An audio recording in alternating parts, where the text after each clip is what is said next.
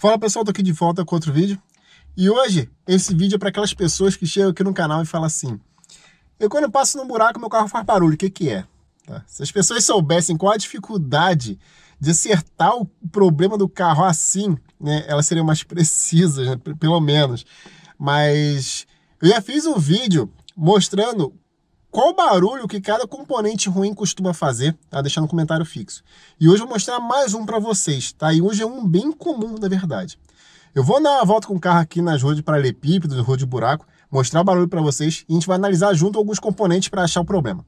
Vamos lá. Vou andar aqui no asfalto, o carro não faz barulho nenhum, ó. Vou sair aqui na principal, ó, é um carro normal, sereno, não tem nenhum barulho. Agora vamos pegar uma rua de um pouquinho mais de buraco, né, que não é tão lisa, mais irregular, ó.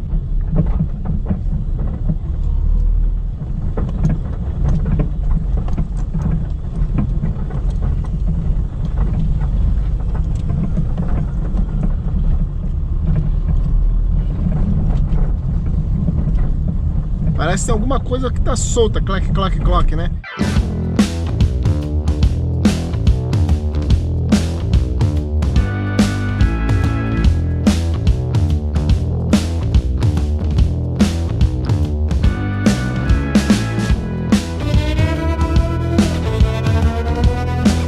Olha só de inspecionar visualmente, a gente já tem um suspeito aqui, bem claro.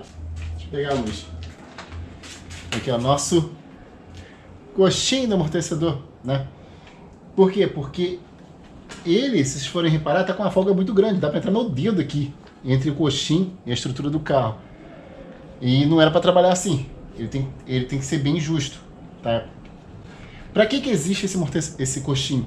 Né? Ele serve para não deixar passar as vibrações e os impactos que a suspensão está recebendo para a cabine, para a estrutura do carro, para o motorista não sentir. Só que ele trabalha justo. Se ficar folgado assim, o amortecedor fica sambando, fica com folga aqui dentro. Tá, vou levantar o carro, vou mostrar para vocês, vai ficar bem mais claro o que eu estou explicando. Peraí. Agora vai ficar melhor para você observar esse problema, olha só. O carro está aqui com a roda do carona levantada, ó, né? E olhando a borracha aqui, tá bem justa a lataria, como deve ser, né? Certinho. Porém, aqui do lado do motorista, com a roda no chão, ó, olha a folga que a gente tem aqui da borracha para a lataria. Um dedo. Então, o que acontece? Quando o carro tá andando, isso aqui que era para estar bem justo, absorvendo as vibrações da suspensão para não passar para a cabine, para lataria, tá folgado. Então o amortecedor tá sambando aqui dentro, pulando aqui dentro conforme bate nos buracos. Pessoal, vai ficar bem simples de vocês observarem isso agora. Aqui, ó. Tô na roda levantada, eu vou chutar a roda. Simplesmente chutar. Aqui, ó. Ó. É isso que acontece. Entendeu? Esse é o barulho. Então, agora que a gente sabe qual é o nosso problema, fica muito mais fácil de resolver, né? Pois é. Mas tem um porém, uma dica, inclusive. Se o problema for no coxinho mesmo, né? Não troque só o coxinho, ou troque um coxinho só e deixe o outro, por mais que esteja bom do outro lado. Por quê? Porque é uma peça que é simples, mas a troca dela é muito difícil. Tá? Você tem que desmontar a torre inteira do amortecedor, tirar a roda, tirar a mola, botar ela para prender tudo de novo. Tá? Então não é algo muito simples assim. Então quando for trocar, não troca só o coxinho de um lado, troca o kit amortecedor inteiro dos dois lados. É melhor, acredite. A mão de obra não é simples assim, então vale a pena você trocar logo tudo. Que aí leva um outro ponto. E como é que faz a troca? Como eu falei, não é algo muito fácil. Então eu vou fazer um outro vídeo só para isso.